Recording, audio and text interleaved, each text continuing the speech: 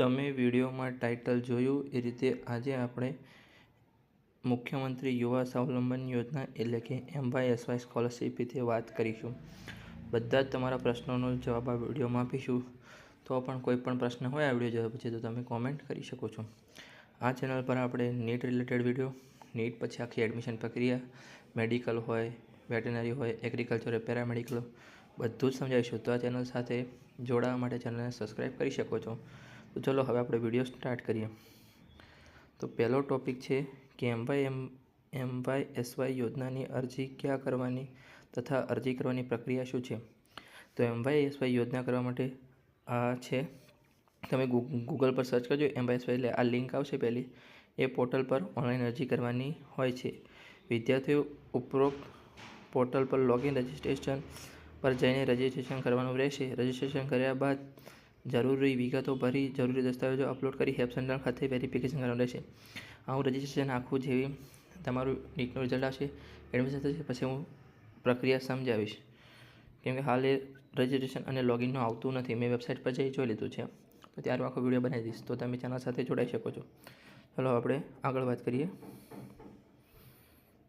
આગળ છે MYSY યોજનામાં અરજી કરવા માટેની પાત્રતા શું છે. તો MYSY યોજનામાં અરજી કરવા માટેની નીચે બે શરતો સંતોષવા હોવા જોઈએ. એક તો અનુસ્નાતક અભ્યાસક્રમ માટે ધોરણ 12 વિજ્ઞાન પ્રવાહ અને સામાન્ય પ્રવાહની પરીક્ષામાં 80% કે તેથી વધુ પર્સન્ટાઇલ. એટલે આપણે સાયન્સમાં 3 પ્રકારની પર્સન્ટાઇલો છે, એક થિયરીની, એક પ્રેક્ટિકલની અને એક ઓલ ઓવર. તો આમાં ઓલ ઓવર પર્સન્ટાઇલ ગણાશે. આ પ્રશ્નનો જવાબ પણ મેં આપી દીધો છે. પછી MBBSમાં કોઈ પણ પર્સન્ટાઇલ છે ને, MBBSમાં બધાને MYSY યોજના મળશે. બીજામાં પર્સન્ટાઇલ રૂલ લાગશે. ડિપ્લોમા અભ્યાસક્રમ માટે ધોરણ 10ની પરીક્ષામાં 80 કે તેથી વધુ પર્સન્ટાઇલ. પછી D2D અભ્યાસક્રમ માટે ડિપ્લોમામાં અભ્યાસક્રમની પરીક્ષામાં 65 કે તેથી વધુ ટકા.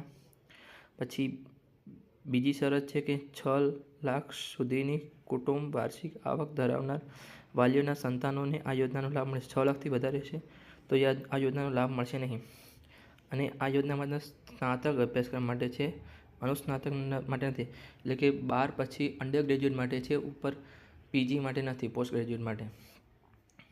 ચલો હવે આગળ વધીએ આપણે. આગળ છે કે MYSY યોજનાની અરજી કોલેજના કયા વર્ષમાં કરી શકાય. તો પાત્રતા ધરાવતા વિદ્યાર્થીઓ કોલેજના પ્રથમ વર્ષમાં MYSY યોજના હેઠળ અરજી કરી શકે છે. જે વિદ્યાર્થીઓ શરતથી અરજી ચૂકી ગયા હોય તેઓ કોલેજના કોઈપણ વર્ષમાં અરજી કરી શકે છે. તેઓ લોગિન રજિસ્ટરમાં જઈ ડીલે એપ્લિકેશનમાં રજિસ્ટ્રેશન કરવાનું રહેશે. આ પણ હું તમને આવશે એટલે સમજાવી દઈશ, એના પર વિડીયો બનાવી દઈશ, આખું રજિસ્ટ્રેશન પ્રક્રિયા. પછી MYSY યોજનાની રિન્યુઅલ સહાયની અરજી કેવી રીતે કરવી તથા MYSY યોજનાની રિન્યુઅલ સહાય પ્રક્રિયા શું છે. તો પાત્રતા ધરાવતા વિદ્યાર્થીઓએ MYSY યોજનાના વેબ પોર્ટલ લોગિન રજિસ્ટ્રેશનમાં જઈ રિન્યુઅલ એપ્લિકેશનમાં લોગિન કરવાનું રહેશે. લોગિન કર્યા બાદ જરૂરી વિગતો ભરી જરૂરી દસ્તાવેજો અપલોડ કરી એપ્લિકેશનને લોક કરવાની રહેશે. ચલો આપણે આગળ જઈએ. આગળ છે કે કોલેજના અભ્યાસક્રમમાં દરેક વર્ષમાં MYSY યોજનાની શિષ્યવૃત્તિ મેળવવા અરજી કરવાની હોય છે. હા, કોલેજના અભ્યાસક્રમના દરેક વર્ષમાં MYSY યોજનાની શિષ્યવૃત્તિ મેળવવા માટે અરજી કરવાની હોય છે. પછીનો પ્રશ્ન છે કે MYSY યોજનાની અરજી કરવા માટે અરજી કરતા વિદ્યાર્થીના કેટલા પર્સન્ટાઇલ હોવા જોઈએ. આપણે આગળ વાત કરી તે જોઈએ તો કેટલા હોવા જોઈએ. તો આગળના પેજ પર છે કે 12 વિજ્ઞાન સામાન્ય પણ 80 કે તેથી વધુ પર્સન્ટાઇલ. પછી ડિપ્લોમામાં 10માં 80 કે તેથી વધુ પર્સન્ટાઇલ. અને D2D અભ્યાસક્રમ માટે ડિપ્લોમા અભ્યાસક્રમમાં 65% તેથી. ફરીથી સમજાવું કે વિજ્ઞાન પ્રવાહમાં 3 પ્રકારની પર્સન્ટાઇલો છે, એક થિયરી, એક પ્રેક્ટિકલ અને એક ઓલ ઓવર. તો આમાં ઓલ ઓવર પર્સન્ટાઇલ ગણાશે. આમાં 80 પર હશે તો ગણાશે નહીં, આમાં જ ગણાશે. પછી MBBSમાં કોઈ પણ પ્રકારની પર્સન્ટાઇલ લાગતી જ નથી, બધાને MYSYનો લાભ મળશે. બીજા બધા કોર્સમાં પર્સન્ટાઇલ લાગે છે. તો ચલો હવે આપણે આગળ વધીએ કે MYSY યોજનાની સહાય માટે અરજી કરવા કયા કયા ડોક્યુમેન્ટ જરૂરી છે તથા ડોક્યુમેન્ટ જમા કરાવવાની પ્રોસેસ શું છે. તો ફ્રેશ માટે આપણે કયા ડોક્યુમેન્ટ જોઈએ. તો આધાર કાર્ડની સ્વપ્રમાણિત નકલ એટલે તમારી ઝેરોક્સ કાઢેલી હોય આધાર કાર્ડની ઝેરોક્સ કાઢેલી હોય એમાં નીચે તમારી સાઇન કરી દેવાની, એને સેલ્ફ અટેસ્ટેડ એટલે કે સ્વપ્રમાણિત નકલ કહેવાય. પછી ધોરણ 10 અને 12 પાસ કર્યાની માર્કશીટની સ્વપ્રમાણિત નકલ. પછી ડિગ્રી ડિપ્લોમા, આ જે મેડિકલવાળા માટે નથી. પછી ટ્યુશન ફી ભરવાના તમામ પહોંચની સ્વપ્રમાણિત, તમને એડમિશન મળી જાય પછી તમારી જે ફી ભરી છે ને એ બધી પાવતી હોય એની પણ ઝેરોક્સ પર સ્વપ્રમાણિત નકલ. પછી સેલ્ફ ડિક્લેરેશન અસલમાં, એ હું છેલ્લે બતાવું છું કે કયા કયા ડોક્યુમેન્ટ કેવી રીતે બનાવવાનો. પછી વાલીની આવકનું પ્રમાણપત્ર સ્વપ્રમાણિત નકલ. સંસ્થાના આચાર્યનું લેટર પેડ હોય સ્વપ્રમાણિત, એ પણ હું બતાવું છું. આ હોસ્ટેલ પ્રવેશ તથા જમવાની પહોંચની સ્વપ્રમાણિત નકલ. બેંકમાં બચત ખાતાની પાસબુકના પ્રથમ ખાનાની સ્વપ્રમાણિત નકલ. અને પછી ઇન્કમ ટેક્સ રિટર્ન સ્વપ્રમાણિત નકલ તથા આવકવેરાને પાત્ર આવક ન થતી તેવા અંગેનું સેલ્ફ ડિક્લેરેશન અસલમાં, એ પણ હું બતાવું છું. તો ચલો હવે આપણે આગળ વધીએ. પછી રિન્યુઅલ માટે આ ડોક્યુમેન્ટ છે એ તમે જોઈ શકો છો. હાલ આપણે ફેસ સ્ટુડન્ટ માટે વાત કરીએ છીએ, તો રિન્યુઅલ સ્ક્રીનશોટ લઈને જોઈ શકીએ છીએ. પછી ચલો આગળ વધીએ કે MYSY યોજનામાં અરજી કરવા માટે કુટુંબની વાર્ષિક આવક મર્યાદા શું છે. આગળ વાત કરીએ તો 6 લાખ છે. પછી MYSY યોજનાની અરજી કરેલ પણ હજુ અરજી સુધી સહાય મળેલ નથી, તો એ વિશે જાણકારી ક્યાંથી મળશે.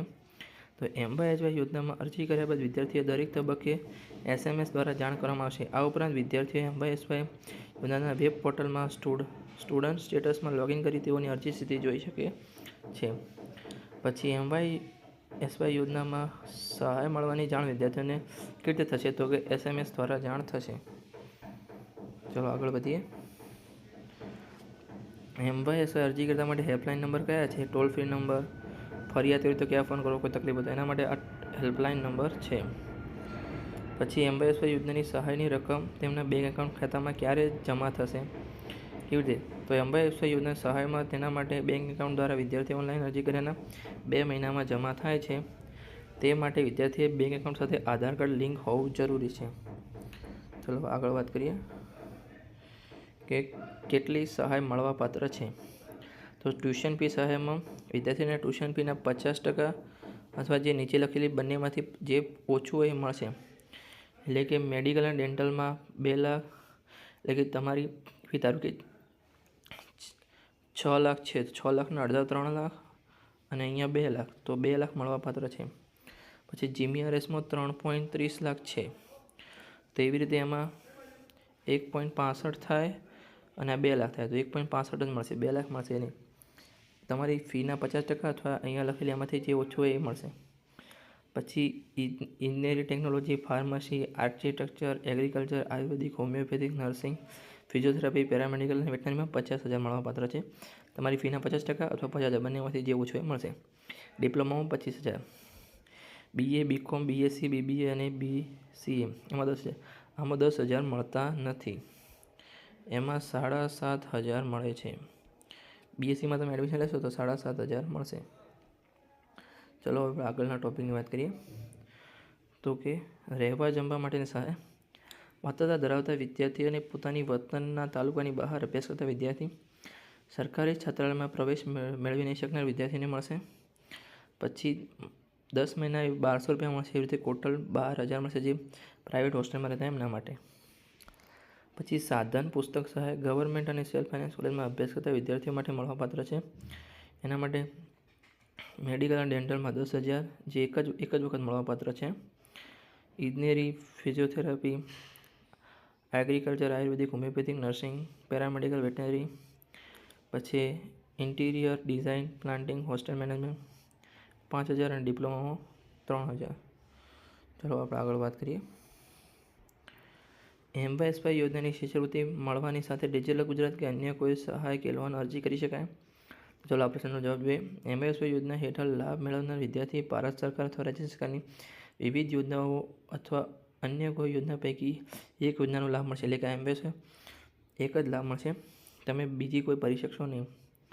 માનનીય મુખ્યમંત્રી શિષ્યવૃત્તિ યોજના અંતર્ગત ઠરાવ ધરાવતા 7 કેટેગરીમાં આવતાની કુટુંબિક 4.50 લાખ કે તેથી ઓછી આવક ધરાવતા વિદ્યાર્થીઓએ મેરિટના આધારે લાભ ઠરાવતા હોય તેઓ એમવાયએસવાયનો લાભ મળતો હોય છતાં CMSSનો પણ લાભ લઈ શકશે.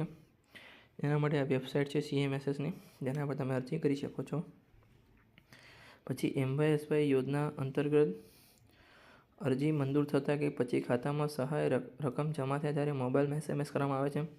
હા, એમવાયએસવાયમાં મેસેજ કરવામાં આવશે તમારે જમા થશે એટલે.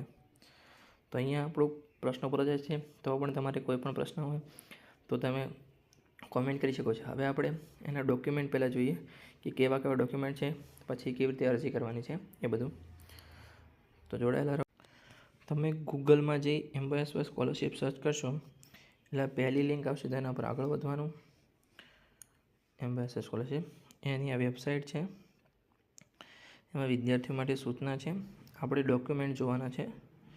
તો દસ્તાવેજનું ફોર્મેટ જોઈ લઈએ આપણે કે કેવી રીતે શું છે. ચલો જોઈ લઈએ.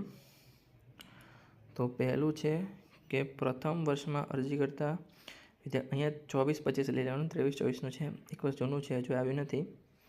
વિદ્યાર્થીઓ માટે મુખ્યમંત્રી સ્વાવલંબન યોજના હેઠળ સહાય મેળવવા માટે સંસ્થાના લેટર સાથે જોડવાના પ્રમાણપત્ર નમૂનો. એટલે આની તમારે ઝેરોક્ષ કઢાવી લેવાની અને પછી તમારે જે સ્કૂલમાં ડીન અથવા આચાર્ય હોય એની જોડે આ સહી કરાવી લેવાની, બધું ભરીને. આગળ વધીએ તો એનું ઇંગ્લિશ ફોર્મ છે. પછી આવકનું પ્રમાણપત્ર આવું હોવું જોઈએ. પછી જે સેલ્ફ ડિક્લેરેશન વિદ્યાર્થી અને વાલીનું આ બધું ભરી દેવાનું, આની પણ અટેચ કરવાનું રહેશે. પછી જે રિન્યુઅલ માટે હોય અને સંસ્થાનો લેટર પેડ આવી રીતે કરવાનો. રિન્યુઅલવાળા એક ખાસ સ્ક્રીનશોટ લઈ શકે છે.